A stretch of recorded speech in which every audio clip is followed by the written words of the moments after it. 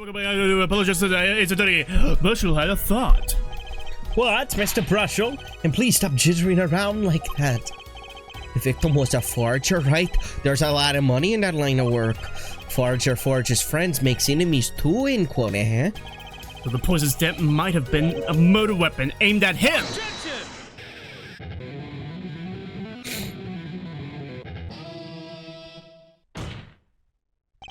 Oh, rich. That's rich. Leave the ridiculous flights of fancy to the Kevin Hughes Sun lyrics, please. Finally, something we agree on. The stamp was a murder weapon. Nonsense. Murder is a simple business. Who would go to such lengths? No one. Oh, I disagree. Come again? Recall, if you would, the victim's reclusive lifestyle. Drew Misham hid from the world. He avoided meetings. His only contact with the outside world was the mail. The mail? Now, if you wanted to kill someone you couldn't meet, but you knew read letters, a stamp would be the perfect weapon. Ridiculous! Where's your proof? I want proof! Show us evidence that this poison stamp was sent to him as a murder weapon. I might not have evidence, per se, but things are finally starting to come together. What is it, Apollo? Your fists are trembling. I think I know what happened. I don't believe it, but I can see it. I think I know how Mr. Bishop was killed. Well, fill us in, Mr. Justice. A certain piece of evidence points to the truth, Your Honor. I can show you how someone with the intent to kill sent Mr. Bishop the stamp of death. The letter. Isn't this the envelope? The one from 7 years ago? Think about the text of the letter again. There were 2 pages in the envelope. This is page 1. And this is page 2. I want to draw your attention to one phrase in particular. Send in the enclosed envelope with the enclosed stamp within 3 days. The enclosed stamp, Your Honor. Ah! In other words, if I have this straight, the stamp poison on the stamp, click, gasp, end quote. Now, what if he had done exactly as the letter asked? He would sign the document, put it in the envelope, put the stamp on it, right? Then he would put it in his letterbox. 15 minutes wouldn't have elapsed between affixing the stamp and mailing the letter. But the clock started ticking, and when the time came, he drew his last breath. And the murder weapon would be taken away from the scene. Quite conveniently, That's the wrong voice. Oh, shit.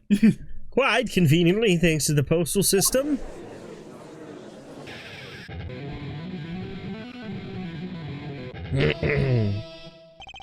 Such a splendid imagination you have, Airforehead. Let me confirm one thing with you, if I might. So, this poison stamp was inside this envelope from 7 years ago, yeah? Is that what you have us believe, really? Well... It is a little bit of a stretch, but there's a possibility. Yes, a very small possibility. How small, I wonder? A poison stamp in this envelope, a stamp that then became the murder weapon. How do you intend to prove such this seeming coincidence? Well... 7 years ago, and we don't even know who sent that letter! And your answer is silence, I see. Well, I move to... It's not nice to pick on the Farlene, the Clavier.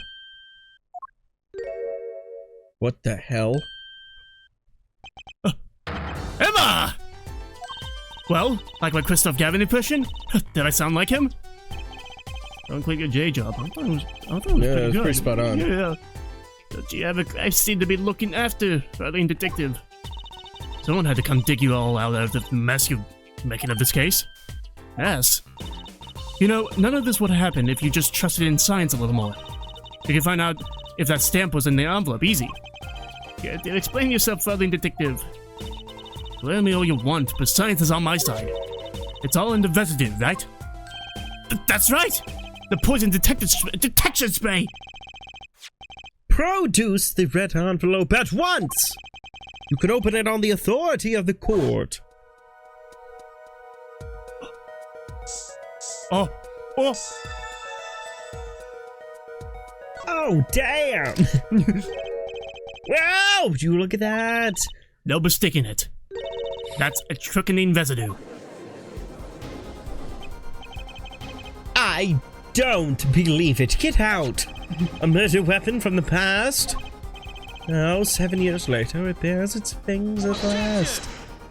That rhymed. Absolutely outrageous! Tell me why! Why didn't this murder take place 7 years ago? Well, there's one possibility. Maybe Mr. Bisham figured it out. Figured what out? He realized that the person who sent that letter wanted him dead, so he sent his reply with a different stamp. And put his decisive evidence in a frame.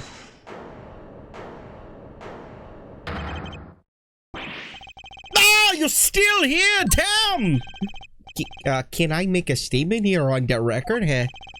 A spark razor toothbrush will clean the school pays mine, eh? Drew Misham killed in cold blood by sender of 7-year-old letter, end quote, eh? No, maybe something more succinct. Star falls at their 7-year delay, end quote, eh? Order, order, order, my headache.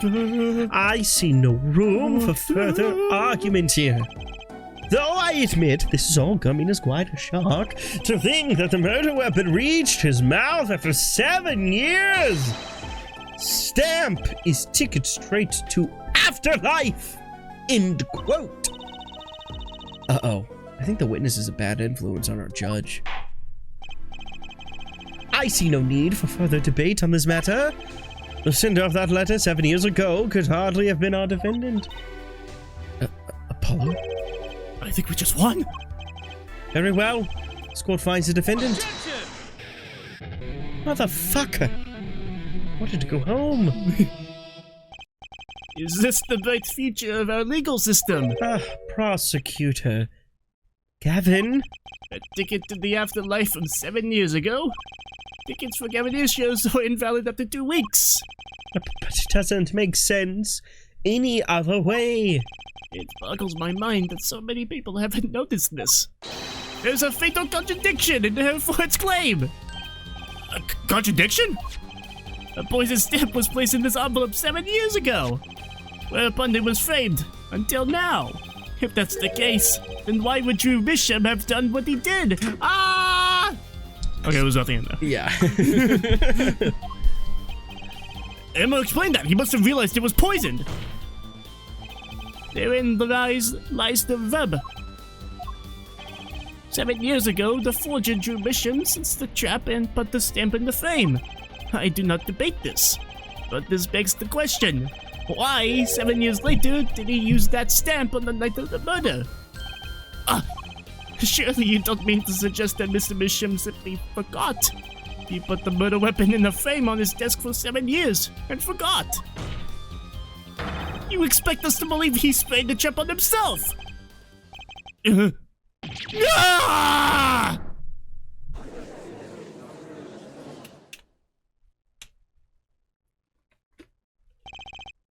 While I admit this is all quite shocking myself, it does seem highly unlikely that he would fall afoul of a trap that had been sitting on his desk for 7 years. I don't think we're winning anymore. Jinx. Double jinx. I don't have enough money for Cokes! Coke. I don't have money for Cokes! I'm glad to see we're all back in the real world now. Welcome back to reality. We've been waiting for you. Gravity. You won't give up that easy. Okay, then how do you explain the poison stamp that was in this envelope? The poison stamp? Where exactly is this poison stamp again? Have you brought it to court for us? I see no proof that such a thing ever existed. But what about the strychnine residue, huh? Oh, I agree that does seem to be a strychnine residue. But therefore, it's certainly no stamp. Yeah, but even if your precious poison stamp did exist, Drew Bisham never would have used it. That is all.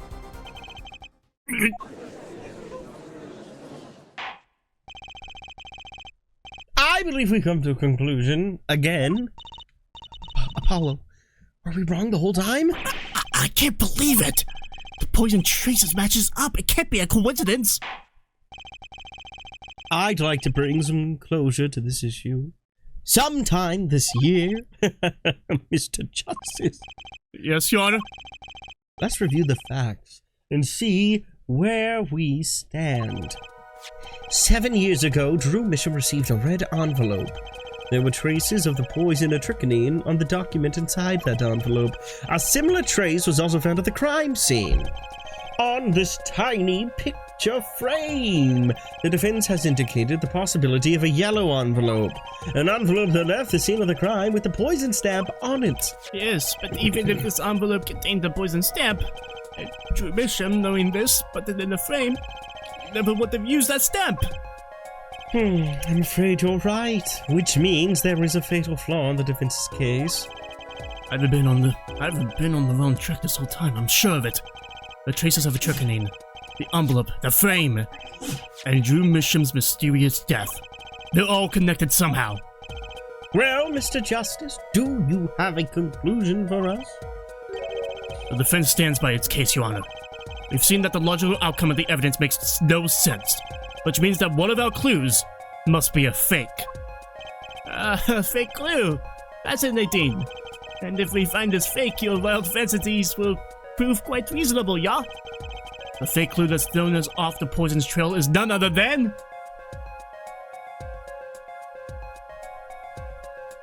The red envelope would be a bad answer. No. But Drew Misham would be an even worse answer because the frame is the right answer. In an alternate universe where Drew Misham is the right answer. Yeah, but this is Ace Attorney, so what would obviously be the answer? The red envelope would obviously not be the wrong answer. It's Drew Misham! Oh! The victim was a fake clue? I'm afraid I don't understand. I'll explain. We have an envelope, a frame, and a mug linked by poison. That all makes sense. What doesn't make sense is the victim himself. Congratulations! You've completely lost me. So the fake evidence is none other than the master of fake himself, the forger. It makes a good story, I'll give you that. A fake clue. Fakes. Forgeries. I know that face. That's the I just had an idea face. I don't know if I'm right, but I'm going with it anyway. What if our forger is the fake? Come again? 7 years ago, our forger sniffed a trap and stepped aside. 7 years passed. Now the forger stumbles into the very same trap and dies. Why? That's what I want to know. Because the forger who was killed was a fake. Here we are again. The victim was a fake. One forger smelled the trap, one forger fell into the trap. Twins. That's two forgers! We're and finally one of them, getting a twins twist. and one of them was a fake. We already had that with Eeny Miny and Beamy Miny. Oh, that's right. And they look like Siamese cats and shit. Yeah, that's right. One of them was a fake! On! So you were telling us that Drew Misham, the victim, was a fake. Well, if he was the fake, who was the real forger? You'd better not be claiming there was some kind of switcheroo. I'm afraid you're going to have to back up your story, Mr. Justice. Show us just who the real Drew Misham was. Whoa, this is totally throwing me for a If loop. Drew Misham wasn't the real forger, there's only one other person it could have been. Understood, Your Honor. Forger Drew Misham was himself a forgery. The real forger was... What the fuck? So Drew Misham wasn't the forger at all. The real forger is...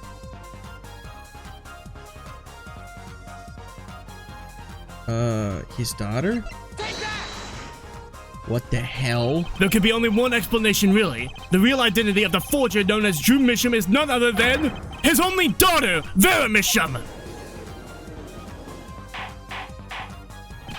Order. Mr. Justice, this is going out on a limb, even for you. Kinda agree. I mean, Vera, a forger? Let's consider it before you write it off entirely. If you look at the paintings in the studio, one fact becomes quite clear.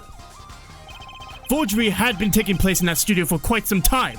The forger wasn't caught in that trap 7 years ago.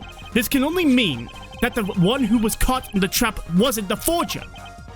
Well, actually, that does make a certain kind of sense. One more thing.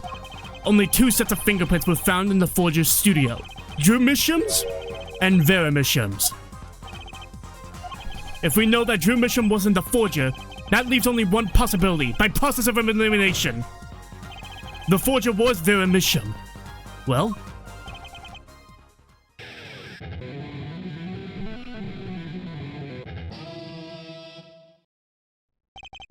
Fascinating.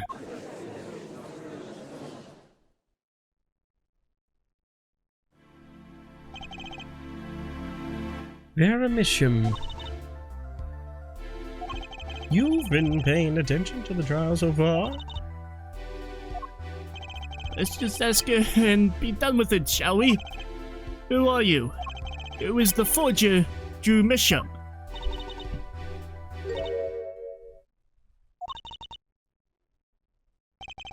What? An expression of emotion I saw on her face? She's staring holes into Prosecutor Gavin's face. I'm used to being stared at by the Farines, believe me. No, they usually talk to me too. Tell us, were you the one who forged those works of art?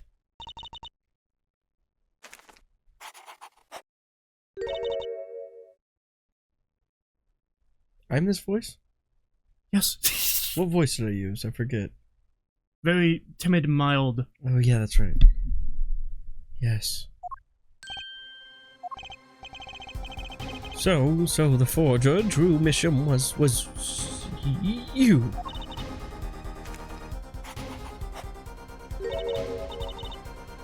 Yes, it was me. What?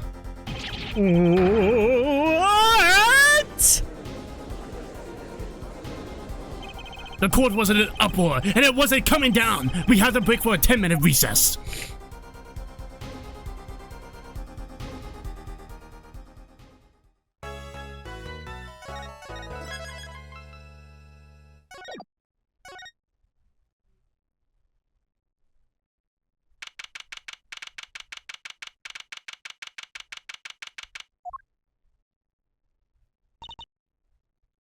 Okay. So where exactly does this leave us, Apollo? Well, the Drew Misham who was killed wasn't Drew Misham the forger, basically. Huh? Well then, who was he? Well, he was actually doing her nails. So, you really made those forgeries?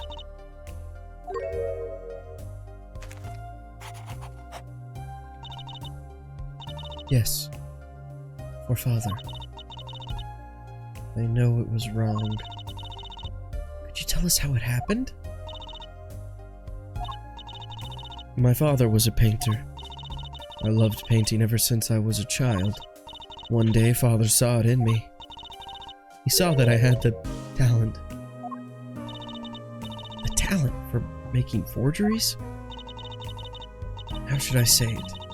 It was not only paintings I made. Given the materials, I could make anything. Anything? Father was so proud and I so happy. But in the end, I was making those. Forgeries. I've never had a good constitution nor personality. I know very little of the world outside my door.